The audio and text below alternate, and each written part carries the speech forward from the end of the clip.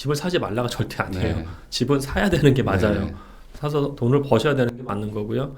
2011년부터 16년까지 괴로워서 죽는 줄 알았어요. 아, 그러니까 2011년에 집을 사셔가지고. 근데 그거는 정말 못 견뎌요. 네. 그 때문에 신중하셔야 돼요. 굉장히 네. 신중하셔야 돼요. 이건 돈이 묶여요. 묶여요.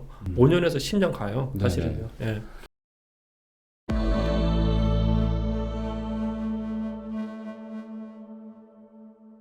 그럼 지금 지방은 사실 공급이 좀 많이 예정돼 있는 네. 곳들이 많은데 그쪽은 금리 인상으로 아까 말한 어떤 코로나 효과가 없어지는데 공급까지 늘어나면 서울에 몇 년 뒤에 올 일이 조금 더 빨리 오겠네요. 거기는. 굉장히 빨리 오겠죠. 굉장히 빨리 오겠죠. 예를 들어서 이거 뭐 제 통계가 아니고요. 네. 그 통계청 통계예요. 통계청 통계고 2020년부터 2025년까지 네. 누적 인구 증감률을 봤을 때 네. 그러니까 부산이 4% 빠지고요. 대구가 네. 3% 빠지고 광주, 대전, 울산 다 2%, 3% 빠져요. 인구가요. 예. 그러니까 수요가 빠지는 거죠. 수요가 그렇죠. 빠지는 거니까. 근데 서울은 사실 3% 빠지는데요. 네. 경기도가 4%가 올라가요. 그 얘기는 뭐냐면 주변에는 대기 수요가 있기 때문에 네. 서울은 인구 증가하면 그렇게 큰 무시를 하셔도 될 것 같아요. 네. 근데 다른 데들이 문제인 거죠. 다른 지역들은. 근데 수요는 빠지는데 공급이 뭐 꽤 나오기 때문에요. 네. 그냥 말씀드리면은 대구 같은 경우에 네. 지난 3년간 또는 지난 10년간 평균이 13,000채예요. 네. 내년에 2만 채 나오고 2023년에 34,000채가 나와요. 예. 대구는 지금도 약간씩 뭐 미분양이 조금씩 그렇죠. 나오고 있거든요. 예. 그런 이거는 그런 영향이 지금 보이는 거다. 그렇죠. 예, 예. 그러면은 그 공급 부분에 대해서 예. 결국에 지금 뭐 가장 집값이 비싸고 뭐 소위 말하는 어떤 뭐 난리가 난 지역은 서울 인근이니까 이쪽의 공급은 그러면 그 어떤 정부가 뭐 되든지 간에 정권이 되든지 간에 할 거라고 보시는 거잖아요. 해야만 되고. 그렇죠. 네. 근데 할 거고 해야만 되는데 수치를 너무 이렇게 좀 과대해서 얘기를 안 했으면 좋겠어요, 사실. 200만 원. 그런 거. 예전에 노태우 정권 때 할 수 있었던. 지금 양호보다 250만 원 이렇게 하고 있거든요. 네. 근데 예를 들어서 그 노태우 정권도 그때 정권 공약은 200만 원이었는데 네. 실질적으로 전국에 100만 원 공급했고요. 근데 수도권의 일기 신도시가 제가 다 해보니까 한 40만 원 되더라고요. 40만 원. 네, 네. 그때 그랬는데. 그때 뭐 아무것도 없던데다가 막 했을 텐데.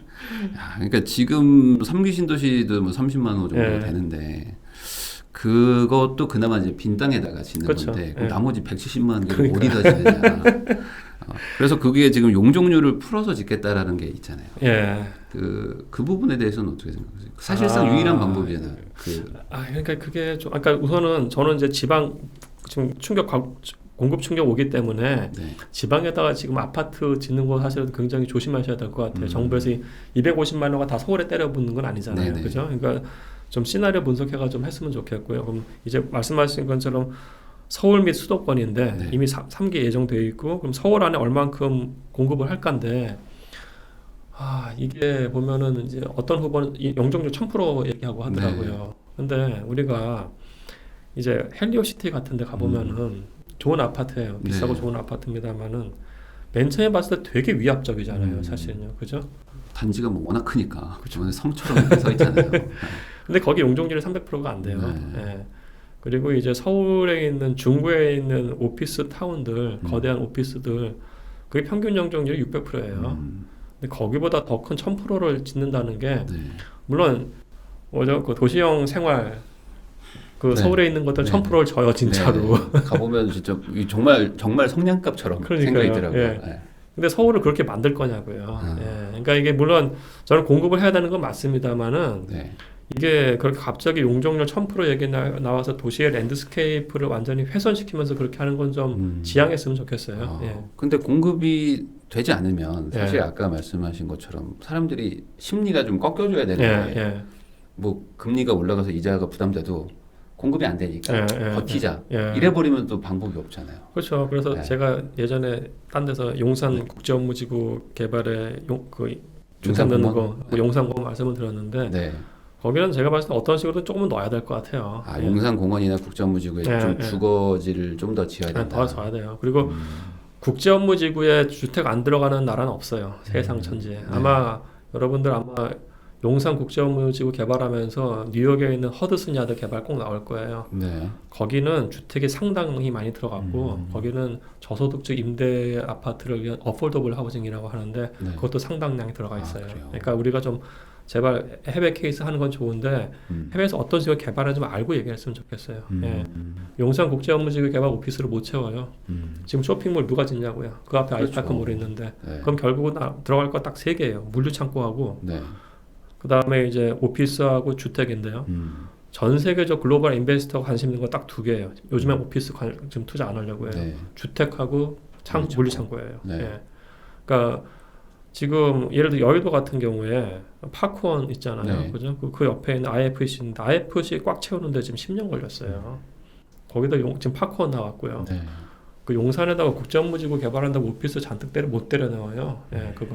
그러니까 지금 제발 그 위정자분들하고 용산 주민분들도 현실을 직시하셔야 돼요. 제가 봤을 때. 그러니까 오피스 시장도 사실 말씀하신 주택과 뭐 동일한 건데 옆에 네. 갑자기 신축으로 대형 공실 건물들이 막 들어오기 시작하면 지금 신규 수요가 생기지 않는 한 나눠서 이제 그렇죠. 수요가 분산되는 예, 것밖에 안 되는 예. 거니까 주변 인근의 오피스 시장도 또 흔들흔들 할 거 아니에요. 타격 입고 사실은 지금 뭐 전면 재택이라고선 보지는 않습니다만은 네. 일부 기업들에서 이제 뭐 직방 같은 데는 전면 재택하고 있고요. 그리고 SKT 같은 경우에도 이제 거점 오피스라는 얘기를 하고 있어요. 예, 그러니까 네. 서울시 그러니까 곳곳에다가 이런 오피스를 만든다는 거지 어디다가 다 모아놓고 다 출근하세요는 지금 약간 위험하죠, 사실은요. 예.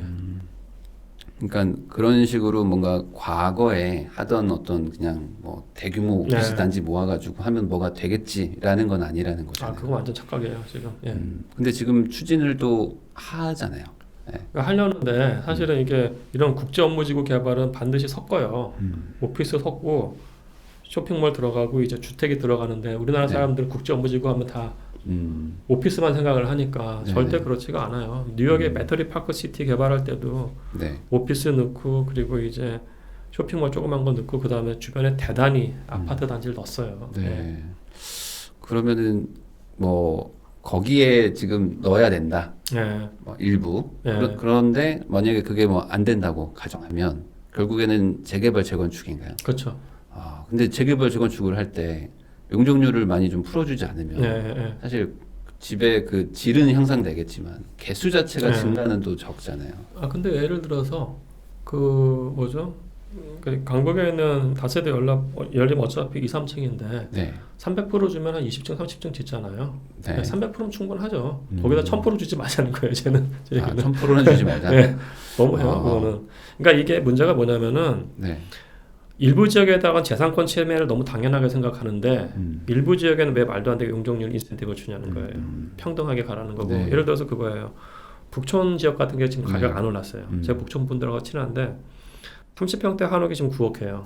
어떤 분이 연로하신 분이 이제 팔고 딴 데 가려고 했어요. 네. 9억 가고 갈 데가 없는 거예요. 갈 데 없죠. 갈 데가 없어요. 네. 북촌 옛날에 좋은 동네였는데 네. 거긴 지금 지구 단위로 다 묶어놨어요. 그러니까 개동길 주변만 2층으로 할 수 있지 거기서 신규 개발 거의 불가능해요. 네. 그럼 이 사람들 재산권을 침해해버린 거예요. 사실은 그렇죠. 역사적 자원이니까 당신들 피해보면서 살아요. 말이 안 돼요. 외국에서는 어떻게 하냐면은 용적률 거래를 제로라고 해가지고 남은 용적률이 있잖아요. 그거를 거래를 시켜요. 네. 아니, 여기 있는 사람은 왜 피해봐야 되는 게 당연한 거냐고요. 딴 쪽에서는 주택 공급 부족하니까 당신들 용적률 200%인데 우리가 800%를 드릴게요. 그렇게 말하는 순간 땅값 다 올라가요. 사실은요. 그렇죠. 아예 또 개발이 안 돼요. 그러니까 네. 이게 용적률을 팔 수 있는 지역하고 살 수 있는 지역을 나눈 다음에 남는 거를 사서 본인들이 알아서 해야 되는 게 맞아요. 네. 예. 지금 다양한 도시계획적 전략들이 있어요. 이것도 제가 얘기한 것도 아니고 이미 20년 전부터 우리나라에서 나왔던 얘기들이에요. 지금. 네. 아니 그 말씀하신 게 뭐 저도 어디 기사에서 본 것 같은데 공중권인가? 뭐 예, 그걸 사가지고 에어라이트. 예. 네. 옆에 건물 어차피 낮은 거 예. 개발 안 할 거니까 날 줘라. 예. 그래서 뭐 몇 천억 몇 조 주고 사서 건물을 막 고층으로 올리고. 그럼요. 근데 그거는 되게 합리적인 굉장히 생각이잖아요. 합리적인 거죠. 뉴욕에서 지금 그 모마 옆에 있는 지금 올리는 건물도 모마 낮잖아요. 네.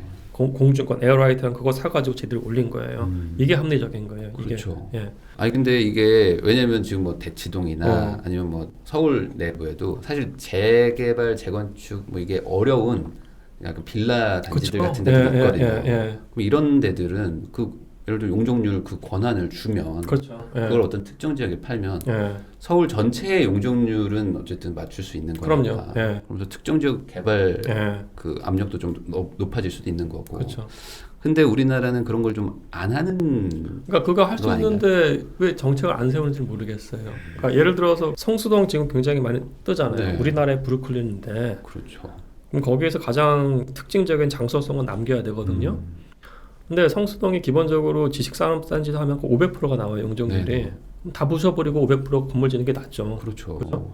근데 거기서 가려고 사람들이 가는 거는 오피스 건물, 깡통 건물 가는 게 아니고 창고 건물 보러 가는 네. 거잖아요. 대림 창고 이런데. 네. 그럼 대림 창고 주인이라고 했을 때 아니면 예쁜 뭐 카페 그 창고형 건물의 주인이라고 했을 때 당연히 저도 그 생각할 것 같아요. 부시고 나도 올려야지인데. 그렇죠. 그죠? 네. 그럼 이 사람들은 당신들은 성동구의 그 성수동의 좋은 지역적 정치를 갖고 있으니까 그렇게 하세요라고 얘기를 못하죠. 네. 예. 남기려면 거기서도 이렇게 용적률 거래제도 같은 걸 허용을 해서 그분들도 뭐 최소한 재산권이 침해 방하진 않긴 해야죠. 예. 이거는 너무 당연한 생각인 것 같은데 예. 이런 거를 우리나라는 그냥 생각을 잘 안 하는 것 같아. 그냥 너네는 그냥 그렇게 살아. 야, 원래 네가 거기 땅 주인인 걸 어떡하냐. 약간 이런 느낌으로 그냥 방치하고 있는. 그렇죠. 특히 강북 쪽. 예, 맞아요. 예. 그쪽은 그냥 뭐 방치돼 있는 예. 엄청난 상업지구로 지정은 해놓고 용적률은 막 600% 800%는 시장이고 그냥 시장으로 그냥 있어 그냥. 그 개발도 안 되고. 예. 그러면 저는 그냥 개인적인 예. 궁금함인데 아까 말씀 그 공중권 이런 거는 뭐 기한이 있는 건가요? 기한은 없어요. 기한은 없는데 네. 이제 딱 지역을 딱 이렇게 묶어요. 묶어서. 네, 묶어서 그 안에서? 여기는 용적률을 팔 수 있는데 여기는 용적률을 살 수 있는데 또는 이 구역 안에서도 용적률을 거래할 수 있게 하고요. 네. 예, 되게 합리적이죠 어떻게 보면은. 예. 그러면은 한 번 사놓으면 예. 사놓으면은 반대로 이 사람이 다시 돌려주지 않으면 저 집은 계속 그 그렇죠. 예. 그럼 신중하게 예, 팔아야겠네. 굉장히 신중해야 되는 거죠. 되게 신중해야 되네. 쉽게 못 파네 이거. 땅을 파는 거나 사실 마찬가지인 그렇죠. 개념이니까. 그렇죠. 예. 근데 진짜 그런 제도는 좀 했으면 좋겠어요. 이게 그래야지 좀 도시가 이렇게 높낮이도 있고 뭔가 이렇게 정치 있는 골목도 남는데 예. 우리나라는 어찌 보면 개발되면 다 건물 올라가니까. 예. 그러면서 프랜차이즈 들어오고 갑자기 또 상권 망하고. 그러면은 그 공급이 지금 계획대로 된다는 가정하에 24년, 25년도부터는 들어오니까 그러면서 금리도 이제 인상되면서 두 가지 어떤 충격이 같이 오게 되면 어쨌든 집값은 뭐 평균적으로 한 17%까지도 조정받을 수도 있으니까 조심하라. 그렇죠, 그렇죠. 조심하라는 말씀인 것 같아요. 예.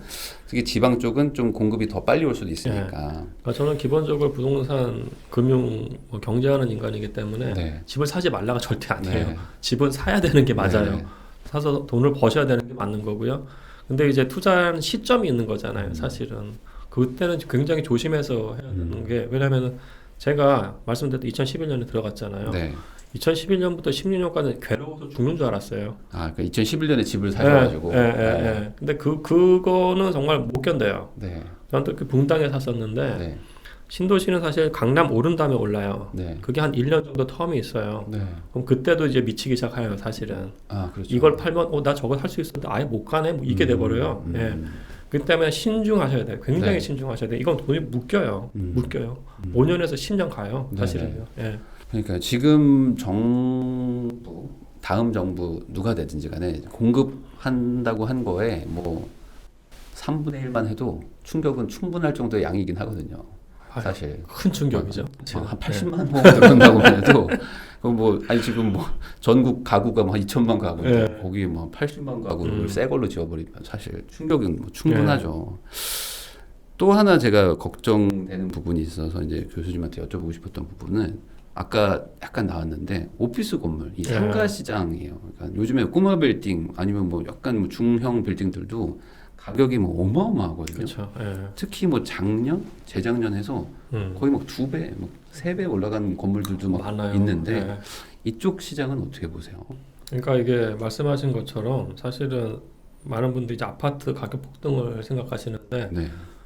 꼬마 빌딩 가격 특히 강남권 하고 성수동은 뭐 어마어마하게 올랐어요. 네.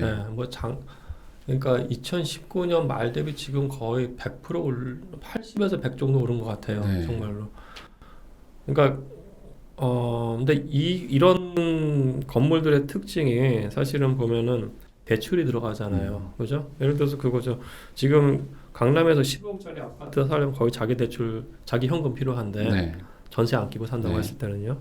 그럼 15억으로 자기 현금은 15억짜리 사는 거예요. 네. 근데 자기 돈 15억으로는 건물 30억짜리를 살 수가 있잖아요. 그렇죠. 그러면 이제 15억에 이제 거긴 대출이 껴 있는 거기 때문에 이 대출이 이제 이자가 올라가는 순간 이제 위험해지기 시작하는 거죠. 보통 이 대출은 다 변동금리거든요. 변동금리이기 때문에 앞으로 올라갈 거예요. 네. 근데 문제는 이 올라가는 이자 부담을 건물에서 있는 그 월세 수입으로 커버가 되느냐에 따른 문제가 시작이 돼요. 네. 근데 지금 보면은 1층 리테일 되게 힘들어요. 네. 명동 거의 40%였잖아요. 그죠? 그리고 이제 2, 3층부터는 이제 다 조금만 오피스인데 임대료를 얼만큼 상승시키냐인데 그것도 되게 불확실하잖아요. 그죠? 네. 따라서 이 월세 부분이 이자를 감당 못할 가능성도 존재를 해요. 근데 이게 왜 그러냐면은 지금 강남권에서 그 수익률이 지금 2%대예요. 네. 꼬마 빌딩. 네. 그러니까 100억에 살면 지금 2억 네. 버는 거예요. 네. 그죠? 맞아. 근데 거기서 그러면은 이제 2억의 임대료를 한 3%까지 올린다고 치자고요. 그러면은 사실은 이게 3억이 되는 건데 네. 그 얘기는 월세를 50%를 인상시켜야 된다는 얘기예요. 그죠? 그러네요. 근데 이제 이자율이 만약에 올라가는데 본인이 월세를 그렇게 올릴 수 있을까? 그다음부터는 자기 현금으로 이렇게 네. 내는 경우가 발생할 수 있기 때문에 그렇죠. 그러니까 지금 이 건물 자체의 어떤 수익률 자체가 거의 기준금리 뭐 그러니까 그 금리보다 거의 낮거나 네. 뭐 비슷비슷한 수준인데 금리가 인상이 되게 되면 이 오피스 건물이라는 건 기본적으로 뭐 실사용을 하려고 뭐 했다기보다는 철저하게 임대 그렇죠. 수요인데 임차인들이 그걸 맞춰주지 못하면 내 돈을 갖다 집어넣는 상황이 오는 거잖아요. 그렇게 되죠. 예. 집이라는 거는 뭐 정 안 되면 내가 들어가서 살기라도 네, 할 수 있는데 이거는 내가 가서 뭐 창업을 할 수 있는 것도 네. 아니라면 이거는 그냥 금리 인상에 사실 직격탄을 받을 수 있는 지역이잖아요. 그렇죠. 이쪽은. 제가 봤을 때 아마 금리 인상으로 제일 힘들어지기 시작하는 게 꼬마 빌딩 가능성이 높아요. 그래서 그러면은 지금도 사는 분들이 많거든요. 1.5% 나오는데 막 사고 2% 나오는데 괜찮다. 나는 내 돈 현금 반 집어넣기 때문에 대출을 반밖에 안 받아서 오히려 남는다 이런 분들이 있거든요. 예. 그런 분들은 지금 뭔가 잘못된 판단하고 있는 거죠. 그러니까 이게 강남에서 보면은요. 0%대에서 1.5%대 수익률이 있는 것들 거래가 되는 것들이 있고요. 네. 2%대가 있어요. 근데 이거 성격이 약간 달라요. 제가 봤을 때는 0에서 1%대 초반대는 이건 부시고 다시 짓는 네. 개발 수요고요. 여기는 이거 임대 수요인데 네. 이 부분은 아까 말씀드린 것처럼 월세를 못 돌린다고 해서 위험해질 수가 있는 겁니다. 근데 이 부분이 그런 분들이 만약에 현금이 100억 더 있어. 그러면 괜찮은데 만약 그렇지 않다고 했을 때는 정말 힘들어질 수가 있죠. 예. 그리고 이 부분도 사실은 약간 문제가 되는 게 지금 인플레이션이 넘어와서 네. 지금 그 뭐죠 개발해서 돈을 벌겠다는 분들. 네. 이 개발 비용이 좀 상당해요. 공사비 같은 거. 네. 공사비가 한 6개월 전에 오피스 건물 그러니까 근생 한 3, 4층짜리 깡통 짓는 한 600 했거든요. 네. 평당. 지금 1000 해요. 아니 근데 엄청 올랐더라고요. 네. 인테리어만 해도 엄청 올랐어요. 다들. 와. 그리고 지금 이제 이 철강제나 이런 것들이 다 오르니까 네. 지금 분쟁 이슈 있는 데도 많아서 이렇게 해가지고 건물 짓고 새로 임대하겠다는 분들도 되게 조심해야 될 상황이에요. 지금 그리고 이 시공업자들 구하기도 힘들고요. 네. 예, 그 다음에 한다고 했을 때 본인이 토지비는 벌써 냈는데 개발비가 본인이 생각한 것보다 더 늘어난다고 했을 때 네. 과연 이 전체 개발에 있는 금액의 수익률이 새로운 임차인을 넣었을 때 맞출 수 있느냐도 지금 다시 고민하셔야 될 거예요. 예. 그러니까 이게 진짜 숫자가 잘 맞으면 겨우겨우 남는 그런 것 때문에 내가 샀다면 이제 숫자가 막 뒤틀리는 거잖아요. 그렇죠. 예. 그래서 사실 지금 그 투자하는 분들은 뭐 월세도 예. 중요하지만 뭐 그거보다도 지금 막 시세가 막 급등하니까 시세 차익을 노리고 들어가는 분들이 훨씬 많거든요. 그렇죠. 근데 그 시세 차익, 시세 상승은 그러면은 진짜 상승이라고 보기는 어려웠던 건가요? 그것도 다시 내려갈 가능성이 있을까요? 내려가는 가능성이 있죠. 그러니까 제가 약간 좀 듣기 싫은 말 중에 하나가 강남 빌딩은 지금이 제일 싸다는데 절대 그렇지 않아요. 제 주변에도 뭐 좀 자상한 분들이 계셔서 정말 팔고 싶었는데 못 팔렸던 그 시기가 있거든요. 네. 예, 그거는 가격이 떨어진 거예요. 본인이 원하는 가격보다 낮게 거래가 되니까 본인이 안 판 거라고요. 네. 그러니까 지금 같은 경우에 또 아까 말씀드린 수익률하고 비교를 해야 되는 게 한 2, 3년 전만 해도 한 3%대 수익률 얘기를 했었어요. 네. 그러면 예를 들어서 100억이라고 하면은 이제 3억 원 버는 거죠, 1년에. 네. 그죠?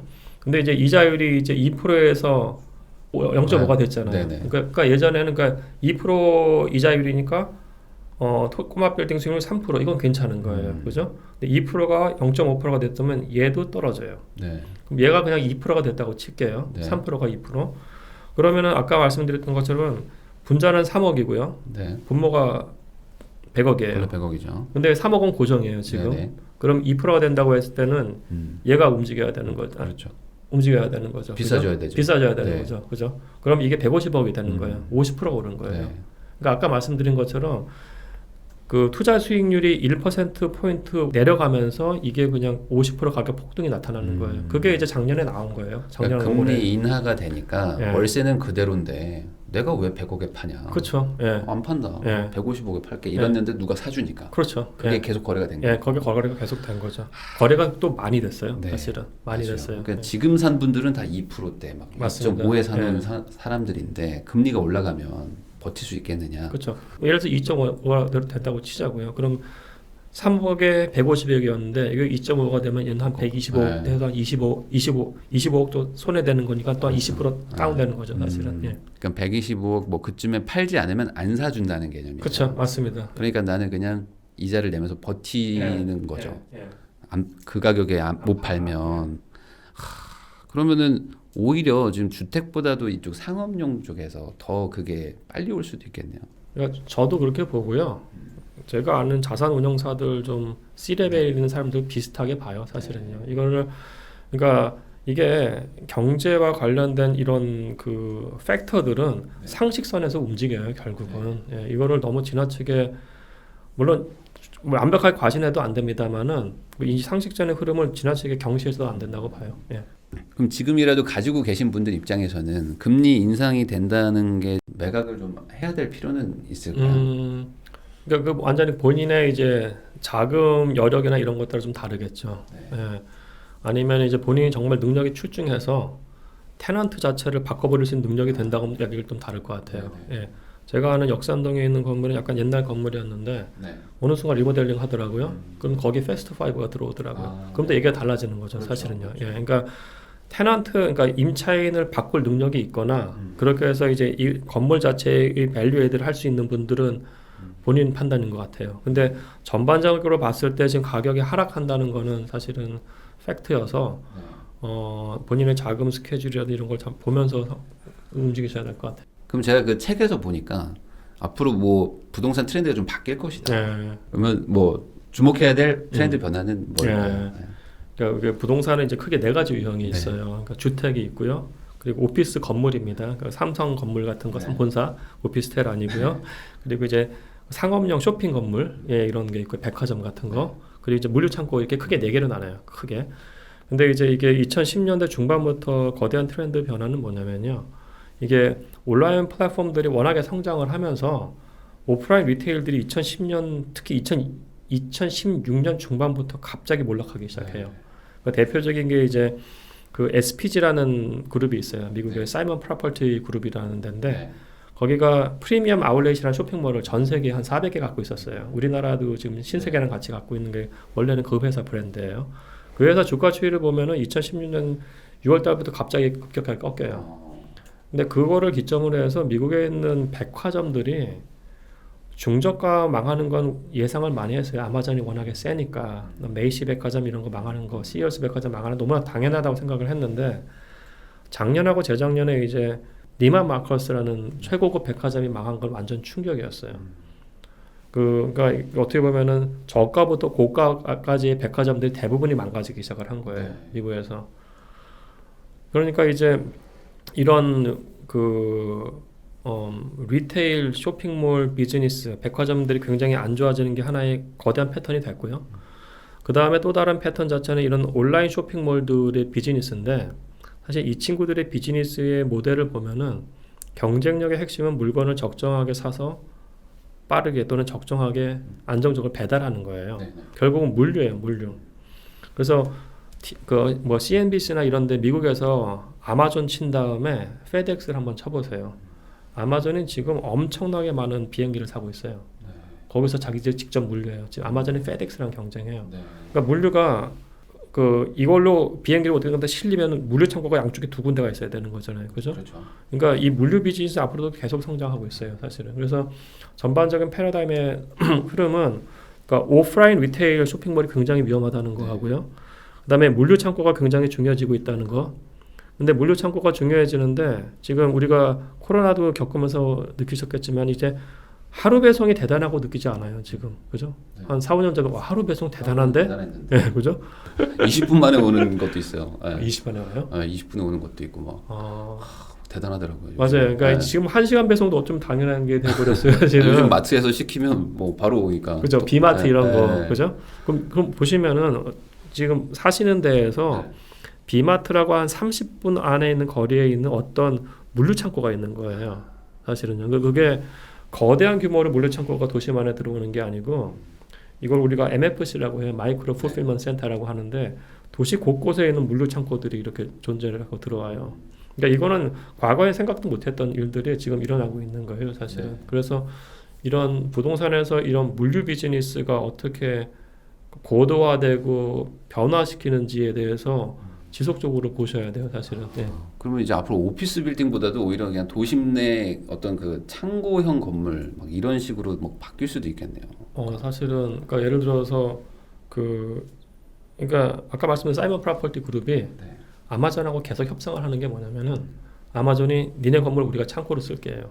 근데 이게 코로나 이후부터 시작한 게 아니고 백화점을 창고로 쓰겠다 뭐 이런 느낌이. 쇼핑몰이요. 그러니까 이게 그 전부터 돼 있고 네. 지금도 시내 곳곳에 있는 이런 대형마트. 대형마트. 네. 네. 이런 대형마트들이 지금 사람들이 많이 안 가잖아요. 안 가죠. 그래서 이거 다크 스토어라고 그래가지고 그 사람들이 없이 그 직원 없이 이렇게 살 수도 있고 나머지 부분들이 이것도 물류 창고화 하려고 해요, 사실은. 그래서 이 물류 창고 비즈니스가 변혁되는 것들은 굉장히 재밌게 보셔야 될 부분들이에요. 예.